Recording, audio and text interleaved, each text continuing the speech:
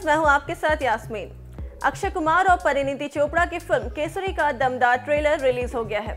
अक्षय की दीवानगी का आलम यह है कि केसरी का ट्रेलर रिलीज के कुछ देर बाद ही सोशल मीडिया पर वायरल हो गया, जिसे देखो फिल्म के ट्रेलर की तारीफ कर रहा है। बता दें कि केसरी के ट्रेलर ने न सिर्फ लोगों का बल्कि बॉलीवुड सितारों का भी दिल जीत लिया है। दरअसल बॉलीवुड स्टार्स भी केसरी के ट्रेलर के दीवाने हो गए हैं। तो चलिए इंतजार किस बात का, दिखाते हैं आपको ऐसे ही कुछ tweets. Tanishq Bagchi, an incredible trailer of an incredible story. Abhishek Bachchan, wow. Neil Nitin Mukesh, Akshay Kumar sir, this is sheer epicness. Outstanding is an understatement and this is just a trailer. Arjun Kapoor, what a trailer. Emotionally uplifting, rooted in Indian culture, full on action mode for Akshay Kumar sir after a while. Can't wait for this Holi. All the best Parineeti Chopra, Karan Johar and the leader of the team, Anurag Singh. Diljit Dosanjh, words है नी तारीफ लाए सच्ची, salute, बेसब्री नाल इंतजार। बचपन से fan है अक्षय कुमार सर के, कांग्रेट्स करण जौहर सर, उस्ताद जी अनुराग। तो देखा आपने, बॉलीवुड स्टार्स ने फिल्म केसरी की जमकर तारीफ की है। आपको बता दें कि केसरी के ट्रेलर में अक्षय इतने अफगानी सैनिकों के बीच अकेले ही डटकर खड़े हैं और एक एक कर उनका खात्मा कर रहे हैं। केसरी के ट्रेलर में दिखाए गए सभी सीन्स दर्शकों के रोंगटे खड़े कर रहा है। फिल्म के ट्रेलर में अक्षय के डायलॉग्स देखने लायक हैं। फिल्म में अक्षय के साथ परिणीति चोपड़ा नजर आने वाली है। फिल्म के ट्रेलर को मिल रहे रिस्पॉन्स को देखकर तो ऐसा ही लग रहा है कि ये फिल्म अक्षय के करियर की सबसे बड़ी फिल्म साबित हो सकती है। आपको बता दें कि इस फिल्म को करण जौहर ने प्रोड्यूस किया है। ये फिल्म इस साल होली के मौके पर यानी 21 मार्च को रिलीज होगी। अगर आपने अभी तक इस फिल्म का ट्रेलर नहीं देखा है तो अभी जाकर देखिए और हमें कमेंट करके जरूर बताएं कि आपको ये ट्रेलर कैसा लगा। अभी नहीं था और मैं करीबन 12 या 13 साल मैंने एक्शन ही किया है। थोड़ा सा बैकग्राउंड भी बता दीजिए आप। किस बारे में बैकग्राउंड? जो आपका एक्शन का है। जो एक्शन का बैकग्राउंड ऐसा है कि मैंने बैंकॉक में अपना करियर शुरू किया था एक्शन को लेके। मैं करीबन 5 साल उधर थाई बॉक्सिंग करता था। उसके बाद मैंने सोच लिया था, दिमाग में ये बात लगा ली थी कि मैं बॉम्बे में आके,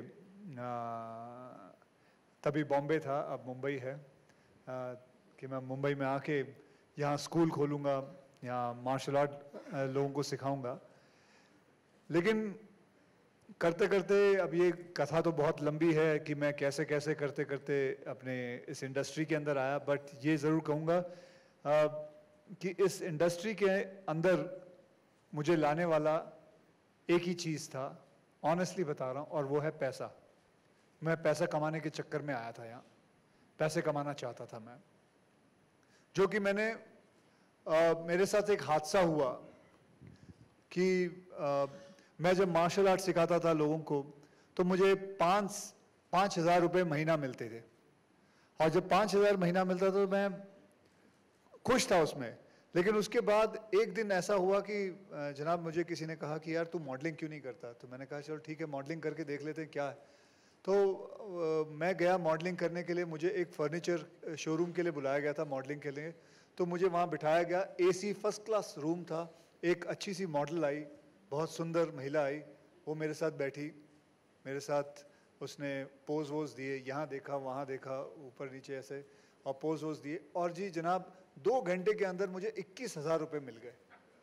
तो वो जी अब आप सभी हिसाब लगा लीजिए कि एक इंसान पूरे महीने काम करता है, उसे 5,000 रुपये मिलते हैं। और ये मैंने सिर्फ 2 घंटे मैंने सिर्फ यहाँ वहाँ देखा और 21,000 कमाए। तो मैंने सोचा यार इससे बढ़िया जगह क्या हो सकती है। तो मैंने 21,000 लेके फिर मैंने कहा जी मॉडलिंग करूँगा मैं। और आप विश्वास करेंगे मॉडलिंग करते करते करते मैं फिल्मों में आया। फिल्मों में आते आते मैं फिर जो चीज़ आती थी मुझे वो मार्शल आर्ट।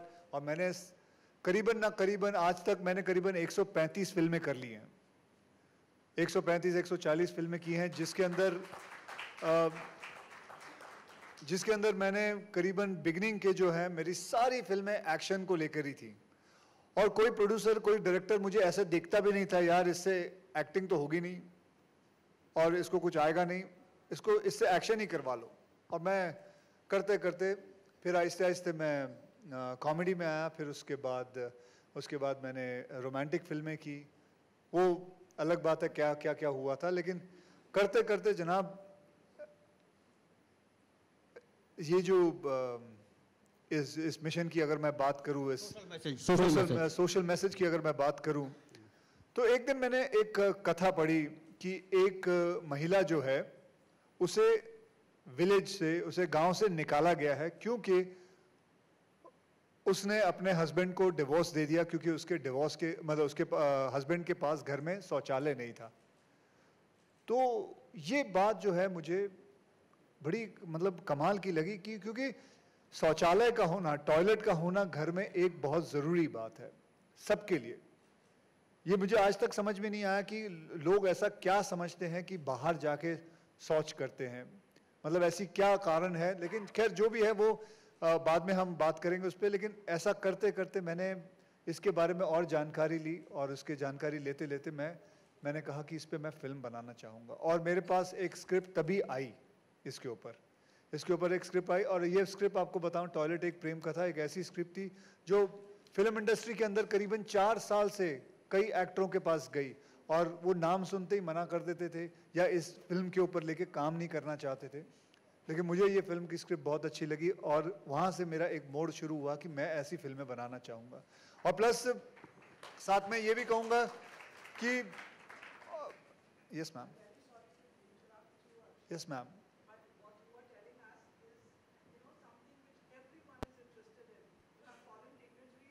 यस मैम,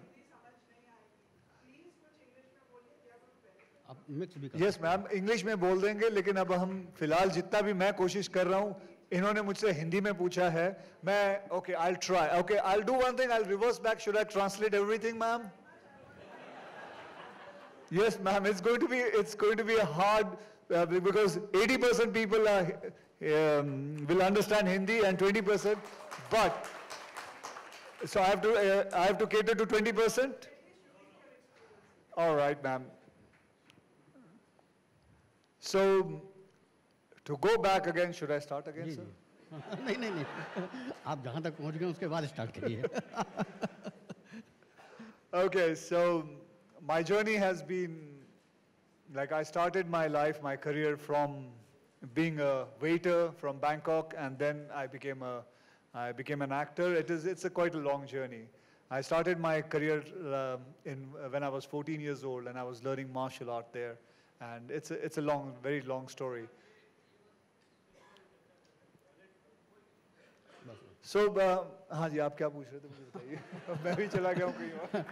कि आप कैसे इस दिशा में, ये जो सोशल मैसेज की फिल्म थी टॉयलेट एक प्रेम कथा, उस तरफ खिलाड़ी से एक खिलाड़ी कैसे उधर मूव हुआ? बिकॉज देखिए मैं आपको बताऊं कि हमारे जो प्रधानमंत्री हैं नरेंद्र मोदी जी, उन्होंने I was amazed to see he is the first prime minister who came at Red Fort on the first year when he was there, and he spoke about cleanliness, he spoke about toilet, स्वच्छता के बारे में बात की उन्होंने, and he wanted to, जहाँ उन्होंने ये शुरुआत की स्वच्छ भारत की, and I was और उसके बाद मैंने ये भी देखा कि the facts and figures have changed drastically. Like 67 years of our independence, and we had only 39% of open defecation. And now, after this whole thing which has come, after the Prime Minister has spoken about it and started this thing, the whole thing has changed to, I'm proudly saying it has become to 95%. And that has happened in just 4 years span. I have never come across anybody who is so much, he talks about cleanliness in so much passion. So मुझे गर्व हुआ इस बात का, and मेरी ये जो film है टॉयलेट एक प्रेम कथा, it has just been एक छोटी सी फिल्म है जो मैं इस मिशन के लिए मैंने ये फिल्म बनाई थी, and I'm proud to do that, and that's it. And और भी बहुत सारे फिगर एंड फैक्ट्स है, जैसे कि 5.5 lakh villages, 530 district, 25 states, territories have been all declared they've been declared ODF, and ऐसी बहुत सारी चीज़ें हैं सर, इसलिए मैं इस सब चीज़ों में आया। अच्छा, जब ये फिल्म रिलीज़ हुई, अच्छा जी मैं भी गांव से हूँ, एक्चुअली मैं 25 साल से रहता रहा हूँ मुंबई में, लेकिन वो जो लोटा पार्टी आपने अपनी फिल्म में एक टर्म दिया है ना, मैं भी उसका मेंबर रहा हूँ। अच्छा। हाँ बाकायदा। और जब बारिश हो जाती है सर, और बारिश के बाद जब पानी मेड़ के बराबर आ जाता है, उस समय की कल्पना आप कर सकते हैं कि वो हम खेत में जाएं या जान दे दें, दोनों में से कौन सा विकल्प आसान होता है, वो कहा नहीं जा सकता है। तो ये जो फिल्म जब रिलीज होकर के आई, प्रधानमंत्री तो 4 साल से बोल रहे हैं और उसका असर भी हो रहा है, लेकिन एक जो फिल्म के माध्यम से सोशल मैसेज दिया गया, उसके रिएक्शंस क्या है आपके पास? उसके रिएक्शंस क्या हुआ है? जी, उसके रिएक्शंस बहुत अच्छे रहे हैं। I personally believe that there's no point of making documentary films. I mean, मैंने कई बार देखा है, कई villages में देखा है, sorry to say that, but nobody reacts to that. People like to see a commercial film, and I think I'm a very lucky person जिसको एक मौका मिला है कि I'm in a place which is called cinema, a film industry, where I can do commercial cinema and give them the social message in a very different way, in a very, like I have seen it. I'm so proud to say my film has been shown in every village by this government. They've shown this film completely, and I would also want this government to show my film Padman also. I know it's the biggest taboo subject, talking about sanitary pads. It's a very taboo subject in my country, but I'm sure, and I will keep on working towards it and make sure that this film has, Padman also has been seen by everybody. It's a thing that, देखिए मैं आपको बताऊं, जब मेरी Padman release हुई थी, करीबन 2500 cinema में दिखाई गई थी। प्रसून जी, सिर्फ 2500 सिनेमा में दिखाई गई थी, और अभी यही फिल्म चाइना में रिलीज होने वाली है और 40,000 स्क्रीन्स में दिखाई जा रही है। ओहो, गजब।